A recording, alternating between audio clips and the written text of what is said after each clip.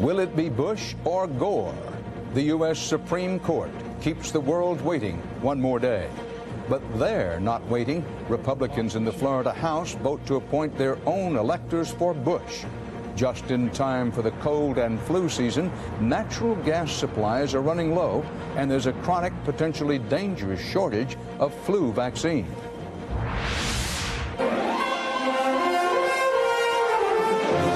This is the CBS Evening News, with Dan Rather reporting from CBS News Election Headquarters in New York.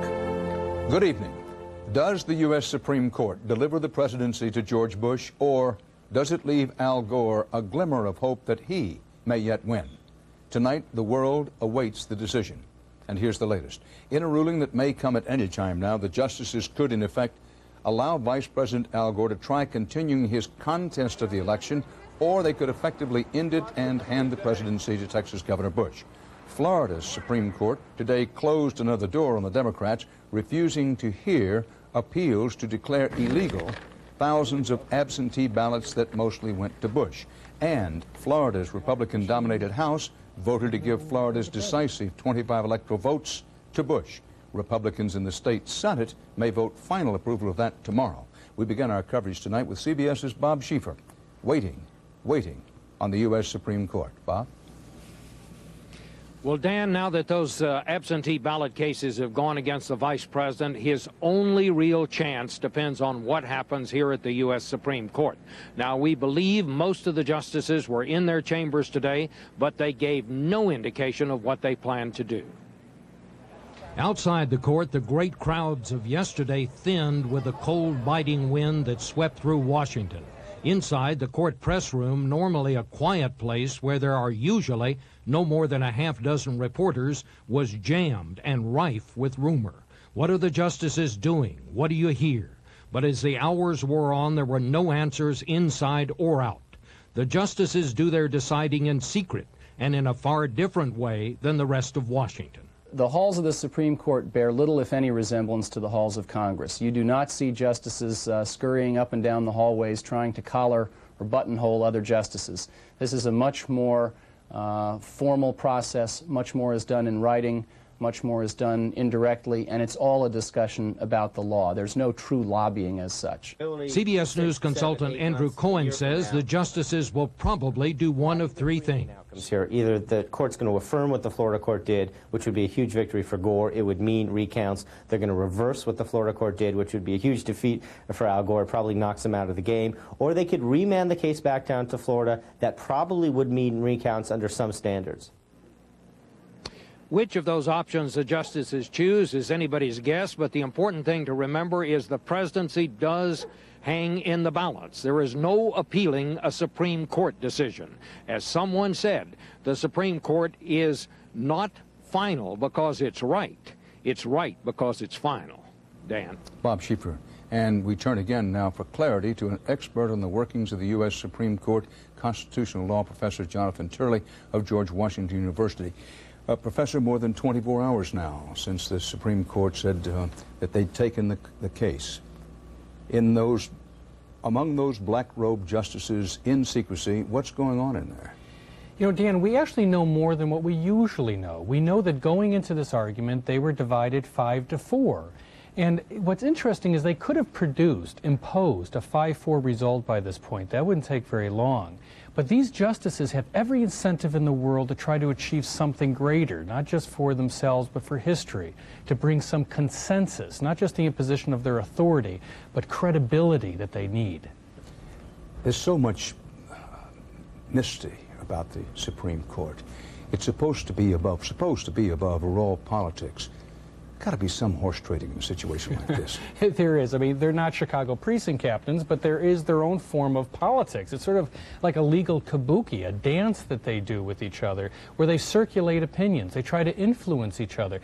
And as part of that formalized dance, dissenters can have a lot of power. You know, those 4 dissenters hold something that the majority wants. They hold that credibility. They need those votes.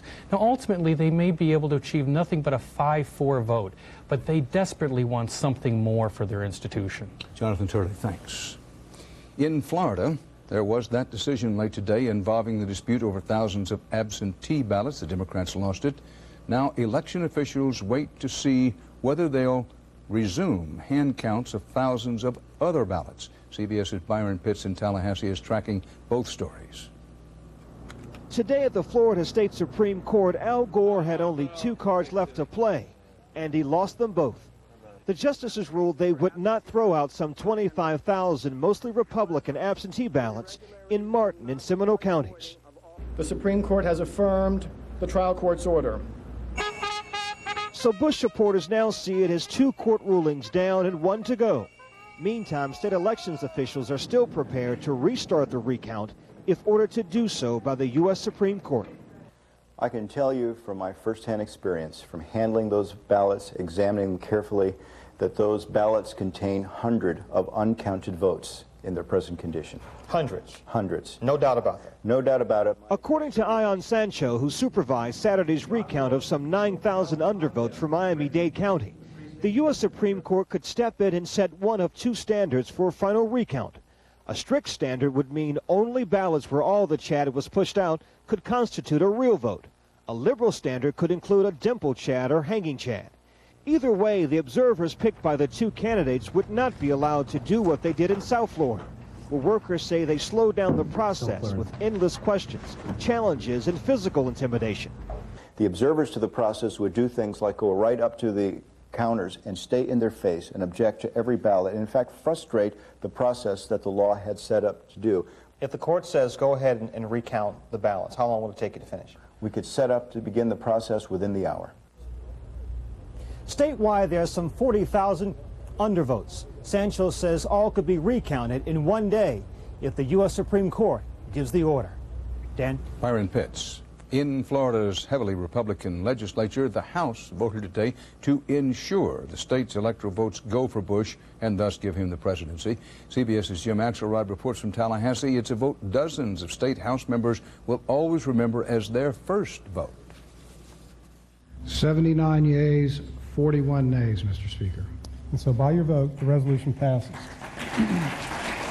The vote in the Florida House was almost right down party lines, after a debate guided by experience. I think it's important at times to reflect upon what our forefathers, what our founding fathers said. The outcome was dictated by inexperience. I want to say a few words to our newest members, to the 63 freshman legislators who are attending their first special session. That's right. Of the 120 House members facing an issue most senior statesmen never get near, more than half are freshmen, unfamiliar faces. Representative Cosmos, you recognized for, was that 5 minutes, Representative Frankel? You recognized for 5 minutes. It's Cosmos, Mr. Speaker. Cosmos. I apologize. Thank you. Still unclear about parliamentary procedure. Further to my question, Representative Frankel, are the electors... Representative Romeo, you're recognized for another question. I apologize, sir. I'm learning as I go. You're doing great. Even as they engage in historic debate. Representative Frankel, I would appreciate while you are recognizing your members if you'll point to them and make them stand up and wave their hand. If the Speaker's comments were to remind me that I'm a freshman, it's pretty obvious he doesn't even know who I am. Most of you don't know who I am. We don't know who each other are. Tonight, these part-time legislators have attempted to cut through the fog here. With their first ever votes, they've made history, even before they figured out how to get to the cafeteria. I have a feeling that most of us who are involved in it don't quite truly appreciate or understand the gravity of what we're doing today. Florida Senate will take up the issue tomorrow. As for that party line vote in the House today, as former Speaker of the U.S. House, the late Sam Rayburn used to say, to get along, you've got to go along. Looks like these rookies have learned at least one veteran's lesson. Dan? Jim Axelrod. Candidates Bush and Gore tried not to show any high anxiety amid the excruciating wait for the high court ruling. In Washington, Vice President Gore smiled and waved on his way into the White House today. In Texas, Governor Bush said he feels, quote, pretty calm. An aide said the waiting has been like watching paint dry. Whichever one of them winds up winning, the legacy of the hard-fought campaign before and after Election Day could last long after Inauguration Day. CBS's John Roberts has been looking into what the new president may be up against. In a post-election battle unprecedented in modern history, both George Bush and Al Gore have fought bitterly to undermine the other's credibility. The Gore position that there can be no legitimate winner unless every vote is counted. We are very close to knowing who actually won Florida and who, therefore, won the presidency. The Bush argument that there is nothing legitimate about inventing votes in a hand count. It is sad for the nation, and it is sad for our democracy. Both will come away wounded. Can either rise from the scorched earth to govern effectively? From where we stand today, it's easy to say the next president of the United States is going to be a lame duck from the first day. There's no honeymoon. They're toast. And the thing about it is 4 years is a long time. Crucial to how those 4 years will go may be how well the eventual winner builds bridges across party lines in Congress. If you come to the presidency under a cloud, there's only one way to dispel the cloud, and that is by governing from the center and reaching out across to the opposition. Will it be difficult in some respects? Yes. Will we have to restrain ourselves, one way or the other, depending who wins? Yes. Gore has promised an attempt to heal the wound should he prevail. Bringing this country together. Bush went him one better, saying he'd even appoint Democrats to his cabinet. Rise above partisanship. Ultimately, analysts say the memory of this election will fade, and the winner will be judged not on the results of the vote, but the results of his presidency. They can create their legitimacy by simply doing a very good job, seeming to be responsive, and trying to resolve people's doubts that way. Whoever occupies the White House, he will likely have a rough time, at least for the first couple of years. Many Republicans in Congress would be outraged at a Gore victory, and Democrats are already plotting on how they could use a Bush win as ammunition to try to take control of the House and Senate in 2002. Dan? John Roberts. Next on the CBS Evening News, plenty of cold, but a possible shortage of heat and vaccine. And then later, a sad day for the Mary Oldsmobile. Oh. What's the matter, honey? Oh, heartburn. I know just what you need. New Alka-Seltzer Heartburn Relief. Faster than Pepcid or the leading prescription. New Alka-Seltzer Heartburn Relief. All moved in. What's for lunch? Chicken and star soup. Condensed soup? I used to eat that too. And then I got out of the high chair. You're an adult now. There's a better tasting soup. Progresso Chicken Noodle. It has tender pieces of all white meat chicken and bigger slices of hearty vegetables with just the right seasonings. See the difference? Wow. This is better. Now, if you could just eat without the bib. It's time to go to the better taste of Progresso.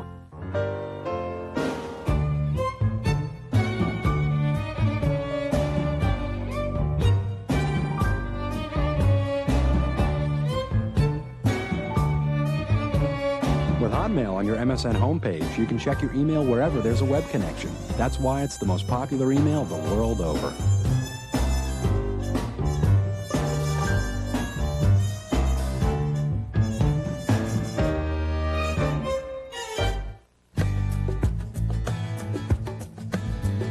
If you have arthritis pain, there's reason to celebrate. It's Celebrex. Celebrate, celebrate, come on and celebrate. Powerful 24-hour relief from osteoarthritis pain and stiffness. Celebrex, the first arthritis medicine that targets only the COX-2 enzyme. Celebrate, celebrate, come on and celebrate. Celebrex should not be taken if you've had aspirin-sensitive asthma or allergic reactions due to aspirin or other arthritis medicines, or certain drugs called sulfonamides. In rare cases, serious stomach problems such as bleeding can occur without warning. Tell your doctor if you have kidney or liver problems. Celebrate, celebrate, come on and celebrate. Ask your doctor about Celebrex. Celebrex, the #1 selling brand of prescription arthritis medicine. Celebrate, celebrate, come on and celebrate. If it isn't purple, it isn't Prilosec. Isn't it Prilosec time for you? Ask your doctor about the purple pill they call Prilosec. On CBS's Weather Watch, an early blast of winter is chilling much of the U.S. tonight. The Midwest is digging out from its biggest snowstorm in 2 years. Chicago got up to 15 inches, parts of Michigan even more in the Northeast. Winds up to 80 miles an hour knocked down trees and signs and knocked out power in hundreds of thousands of homes. If you heat your home with natural gas, this could be a long and costly winter. Energy experts say a shortage of gas plus increased demand mean a big jump in heating bills for millions of people. CBS's Cynthia Bowers has the cold, hard facts tonight. Record snow, record cold, and now another record nobody wanted to see. Record high prices for natural gas. Even before people across the Midwest could dig out from under more than a foot of snow, the Arctic freeze sent already skyrocketing prices into orbit. Since January, prices have shot up from around $2 per 1,000 cubic feet to nearly $10 yesterday. It has doubled in just the last 3 months. On a percentage basis, it's almost like seeing crude going up towards $100 a barrel. Even with supplies at record lows for this time of year and demand at all-time highs, the huge run-up appeared to blindside the government. The Energy Department now says Americans will pay 50 to 60% more to heat their homes this winter, about $834, and that's if it's not a particularly cold winter. It's so bad, some companies around the country are closing down their factories because they can make more money just selling off their gas. And here in Chicago, the mayor has asked the gas company to allow its customers to average their bills over 18 months to help relieve winter heating headaches. The consumer has been used to low prices for a while. They're going to have to get used to higher prices for a while before things level out. But that might not happen for a couple of years. And if winters keep coming early and strong like this one, it could take even longer. Cynthia Bowers, CBS News, Chicago. And then there is another cold season necessity that's been in short supply: flu vaccine. U.S. health officials now say there is enough to go around and that it will arrive in time. So problem solved, right? Medical correspondent Elizabeth Callerton has a shot of reality for you tonight on the CBS Health Watch. The boxes are ready to go, brimming with the needles and cotton balls required for a mass vaccination program. The only problem is, here in western Pennsylvania, there's no vaccine. This has been the worst flu season of our lives. Not because people are sick, but because supplies of the vaccine are so scarce, 70 clinics have been canceled. The problem started when deliveries of this year's vaccine were delayed because of production difficulties. Many pockets of the country are still struggling to protect the public. I'm angry. I'm very angry. The situation has infuriated general practitioners like Lee McCormick, who is forced to turn away many of his elderly patients. Can't get it. Everywhere you go, they're out of it. McCormick believes the delay in shipments has led to an unprecedented and unethical bidding war, with stories of distributors charging 4 times the vaccine's value to those who can afford it. Influenza vaccine should not be treated like Super Bowl tickets. I think folks who need the vaccine should have access to it. Time is running out. After January 1st, it could be too late for the vaccine to be effective. If the vaccination rate in Pennsylvania goes down 10%, that's almost 200 deaths if the flu strikes. That's very scary. The Centers for Disease Control has no control over where vaccine is distributed, but now many doctors are asking the federal government to step in.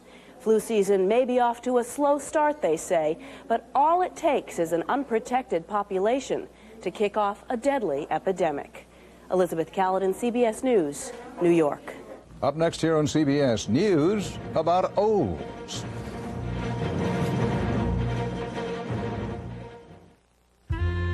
Eating Quaker oatmeal every day for 30 days helped lower my cholesterol. I don't know how, but it did. It removes it. My cholesterol went down 11 points somehow or other. It removes it. Mine came down 21 points. Can't figure out how it works, though. It removes it. You reckon it actually works to remove it? You ought to pay as much attention to your checkers as you do your oatmeal. Quaker oatmeal warms you heart and soul. The other day, I'm driving down Broadway when that pastrami on rye catches up with me. Heartburn big time. My passenger says, "Here, take a Zantac 75. I say, "What are you, a doctor?" And he says, "Yeah." The medicine in Zantac 75 is the #1 doctor-prescribed acid reducer. It relieves even your toughest heartburn, controlling acid for up to 12 hours. A real gentleman, that doctor. Zantac 75 for tough heartburn. Doctors know.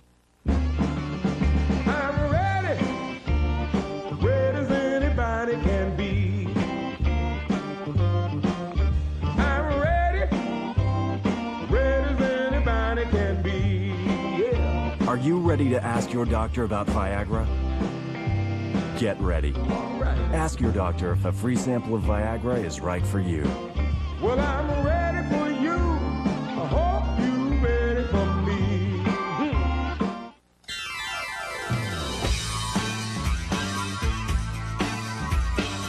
When you have shrimp and crab claws coming together, you have yourself a spectacular holiday party.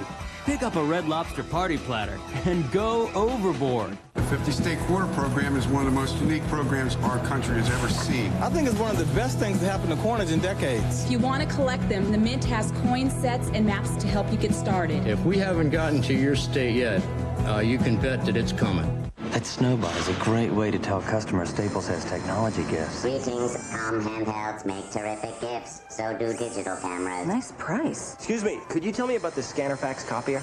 No. But I want to get it for my brother. Get him a cell phone. No, he really wants one of these. He can't have her. I love her. What? No, no, no. Weeping, weeping. It's okay. You found just someone else. Oh.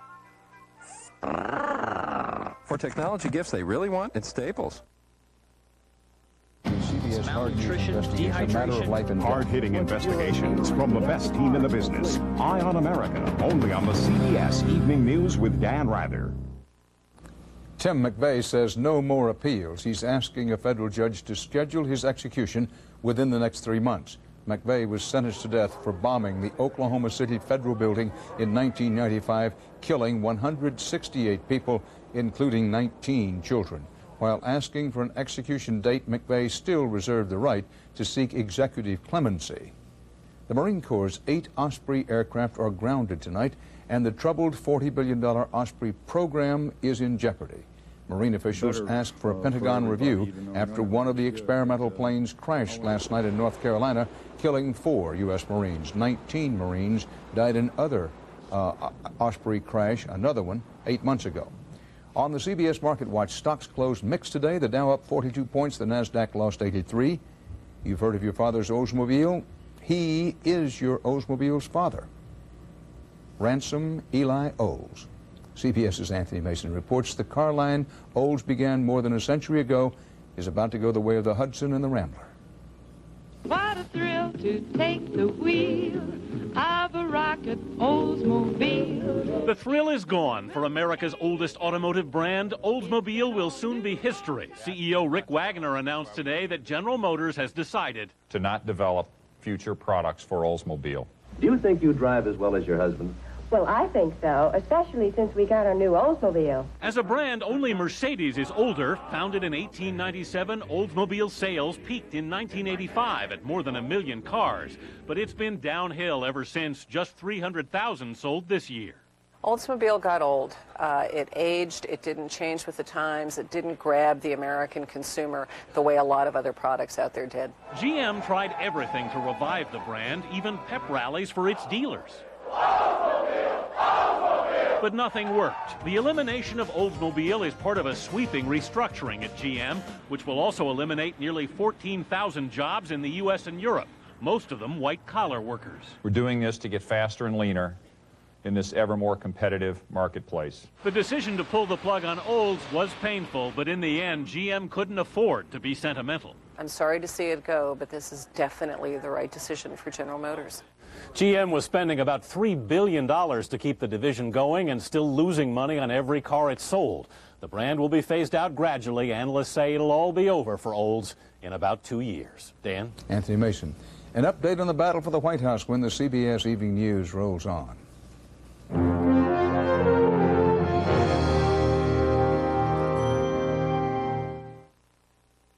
Go ahead. Fill him up until he bursts. You need Jet Dry. If you only use detergent, you're only doing half the job. Plus, one Jet Dry bottle lasts 30 loads. Hey, look at that, huh? No spots, no film. Jet Dry, once a month for sparkling dishes. Attention content enthusiasts, come to Contentville. We have content, nothing but content, whatever your passion. I really like Russian literature. Sometimes I like to bake. Whatever your interest. Well, I like to read. Research? I like research. We sell content you can download, content that comes to your door. This is different. Content in all its glorious form. Content? As in something inside of a content? No, we sell speeches, screenplays, e-books. E-books are great. We ship magazines within 24 hours. We have expert advice from America's leading independent bookstores, experts with independent opinions. We sell legal documents, archives, millions of books, all at great prices. Oh, really? Join the multitudes. Come to Contentville, where content is king and readers rejoice. You choose to be healthy. You choose to be successful. You choose to give back. You choose to be yourself. The choices you want, the voice you need to make the most out of life. Today's AARP.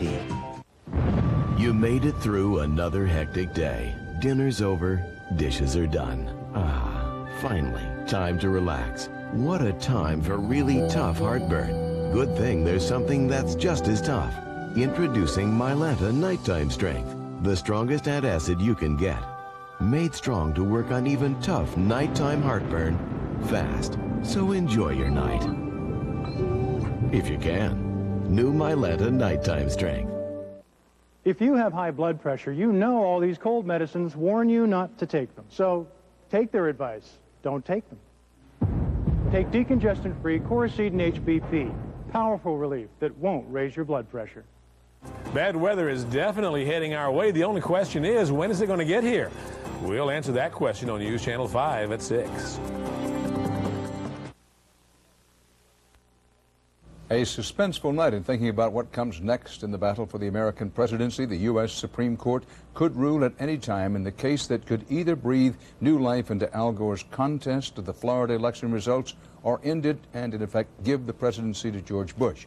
Florida's Republican-controlled state Senate could vote final approval as soon as tomorrow for the measure trying to ensure that Florida's decisive 25 electors go to Bush. Finally tonight, a reminder that Inauguration Day is just 39 days away. Work crews were busy this day building the reviewing stand in front of the White House where the next president will watch the inaugural parade. Two men want to be president, but the stand has room for one. We have until January 20th to find out who it will be. And that's part of our world tonight. I'll be back later this evening here on CBS with 60 Minutes 2. Is this the drug the world has been waiting for? He thinks so, and he helped wipe out smallpox. Also, if you're Irish, you just might be in the wrong country. We'll show you why Ireland and the Irish have never been luckier. 60 Minutes 2, tonight at 8 Central Time. For the CBS Evening News, Dan Rather reporting. See you soon on 60 Minutes 2. For news 24 hours a day, CBS.com on the internet and on our interactive partner, America Online, at keyword CBS News.